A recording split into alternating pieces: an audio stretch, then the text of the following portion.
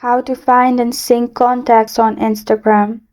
Hi everyone, it's Sophia to assist you today without any delay. Let's jump right in. First, open Instagram and log into your account.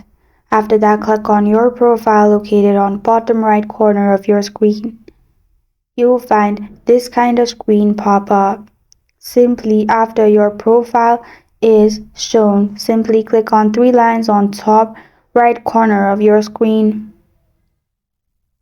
After you do that, you'll find this kind of screen pop up. Click on Account Center. In here, click on Your Information and Permission, which is below Personal Details. And then click on Upload Contacts, which is the last option. Turn Connect Contacts on. After that, your contacts will be synced. This is how to find and sync contacts on Instagram.